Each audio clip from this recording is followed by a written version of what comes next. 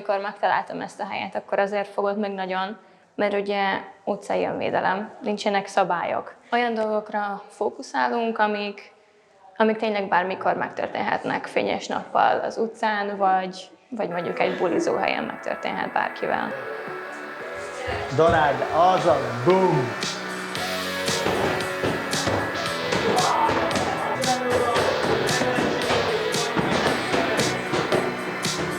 Jó, az ujjak legyenek összezárva, arra figyelj! Szórakozó helyen, meg általában ugye nem úgy szoktak rámenni a nőkre, hogy egyből ütünk, vágunk, meg bántják a nőket, hanem mondjuk finom udvarlással kezdik, főleg aki ilyen erősre itta magát, átkarol, megfogja a derekad, megfogja a vállad, abból nagyon-nagyon egyszerűen ki lehet jönni. Nagyon fontos, hogy amikor szabad a kezed, szabad a lábad, akkor azt szabad is használni, jó? Megfogja a derekad, ne hagyjál már létszére, bum, 1, dir, 2, kiléptem, bum, 3, és már el is szaladtam, jó? Nagyon fontos.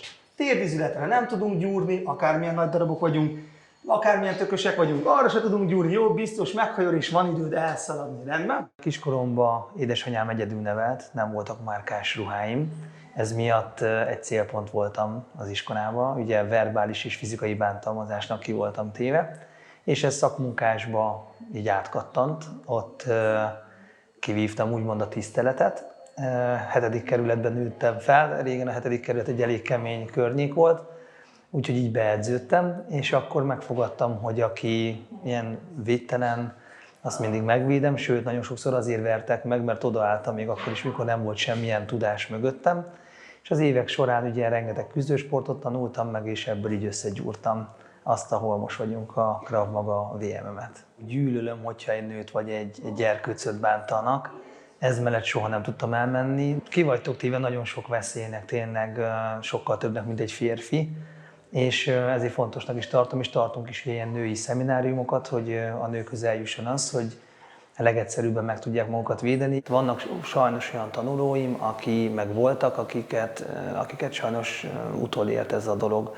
Akár a családon belüli erőszak, akár a családon belüli bántalmazás, vagy egy nemi erőszak. Nem akarja megérteni azt, hogy nem egy kívánatos személy, el akarsz menni, és nyúl a csuklód után, és már is húz vissza. Mindenki reflexből ilyenkor azt szokta csinálni, hogy ellentartok, de ugye így nő a feszkó. De ahogy megszűnik az ellenállás, tehát én belépek, megszűnik a feszültség is, már is egy kicsit lájtosabban fogja meg a kezemet, de az első dolog, ahogy megfogják a csuklódat, és húznak, egyből jön fel a kéz, és védem a fejem. Mert sajnos a nőknél ért bántalmazást nagyon sokszor, ezt mindig egy pofon kíséri, jó? Ha följön a kezed, és mondjuk le akar pofozni, akkor az alkar külső részével tudsz blokkolni, el tudod ütni a kezét, és tudsz gyönyörűen visszatámadni. Személy szerint nekem az általános éveim borzalmasak voltak, tehát hogy engem fizikailag és lelkileg bántottak általánosban, és szerintem sokkal jobb helyzetem lett volna, hogyha tudom, hogy hogyan kell megvédeni magamat, vagy csak egyszerűen kiállni magamért, mert sokkal kevesebb rossz szituációba kerültem volna, és sokkal jobb gyerekkorom lett volna valószínűleg, és én nagyon boldog voltam, amikor megtaláltam ezt a helyet, viszont sajnáltam, hogy nem találtam meg előbb. Engem már alapvetően régebben is érdekelt, mert én egyetemen is vettem fel ilyen kurzust, ahol női önvédelem volt.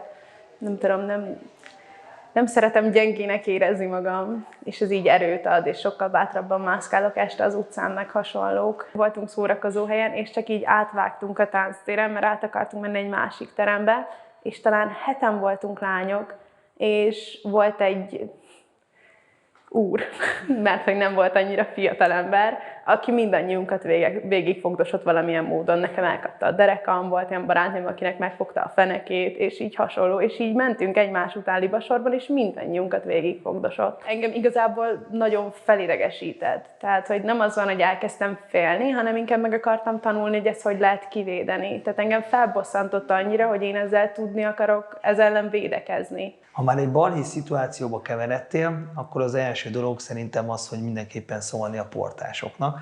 Tehát, hogyha ez nem megy, és ők nem tudják esetleg elvezetni, de hogyha olyan szituációba kerülsz, hogy nem tudsz szólni, akkor ugye először meg kell próbálni szóban. megértetni vele, hogy mik a szándékaid, és hogyha ugye megy tovább, akkor erre kell reagálni. Soha nem az van, hogyha mondjuk él egy szituáció, nem is ezt tanítom, hogy egyből álljunk fel támadóállásba, mert abból az egyből az van, hogy ugye bunyó meg agressziót szül, hanem mi félpasszív állásba fölrakjuk szépen a kezünket, innen tényleg meg tudod őt ütni tenyértővel, vagy ha ne adj Isten bántani akar téged, akkor ki tudod védeni az egyenesre, vagy a köríves ütését, vagy bármit. Szóval először mindig szóban. Jó, amikor megtépik a hajad, és mondjuk esetleg le akar rántani, hogy fejbe térdeljen, vagy megrugdosson, szállj, hogy rá csapjál majd a combjára, hogy megállítsd ezt az egészet, tehát nem csak kirakom, hanem ráütök a combjára, miután megvolt, babam, lágy rész, jó, ami a csövön kifér, ha még nem elég, mert még rugdos, akkor megint babam, jó, babam, torok, fej, ami a csövön kifér tenyértővel. Tépi a hajad, 1, 2, ne jövök föl, bám, bántom, skera. Szirak keresztbe. Emelkedj föl, bántom, azaz. Ennyi csak, hogy amíg hátulom, csak egy picit elrakod a keresztbe, hogy utána így bele tudjál fordulni. A technikák, amiket oktatunk, az mind ilyen ösztönös mozdulatokra alapszik, és onnan visszük tovább.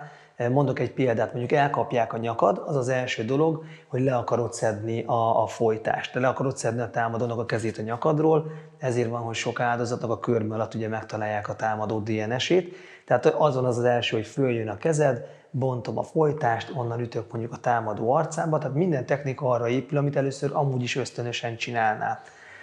Az esélyeid, én vagyok vagyok 103 kiló, de egy törékeny nő, szemgolyóra nem tudok gyúrni, ez nagyon érzékeny ugye a porc, nem tudok torokra, ízületekre, tehát olyan részeket támadunk, és olyan technikákat tanulunk, amivel a gyerkőcök is vígan tudnak boldogulni. Nagyon sok esetben, amit tanulnak az emberek, akármilyen küzdősport, az nagyon jól működik egy edzőterem keretein belül. De egy stressz helyzetben teljesen másként reagál az ember, ugye mondják is, hogy földbe gyökerezik a lábunk. Mi nemben is egyediek vagyunk, szoktunk havonta egyszer stressztréninget csinálni, mesterségesen generálunk egy stressz helyzetet, felvisszük a pulzusszámot, elgyengítjük a végtagokat, és az adott hónapban, amit tanultunk technikát, úgyhogy közben mi be vagyunk költözve teljes testprotektorba, üvöltözve támadunk rá a tanulókra, természetesen azért ilyen észszerű kereteken belül, közben villog a stroboszkóp, ugye, hogy kiesenek képkockák, megy a füstgép, és ebben a szituációban minél többet vagy benne, akkor ha mondjuk rád kiabál valaki, nem fagysz le, vagy ha megfog, akkor nem ijedsz meg, hanem tudsz jobban reagálni.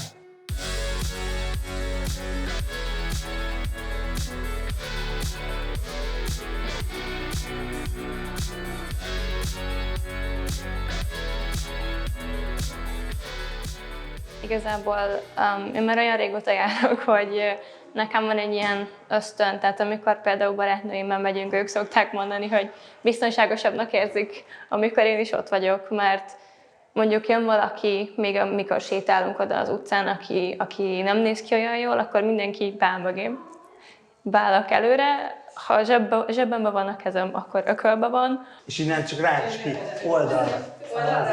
Aha, oldalra. Megfoghatlak? Tehát az instruktornak is ki van adva, hogy mielőtt akár egy gyerkőc, vagy akár egy nőn szeretnénk valamit megmutatni, akkor mindig megkérdezzük, ugye, hogy megfoghatjuk-e, hozzányúlhatunk-e.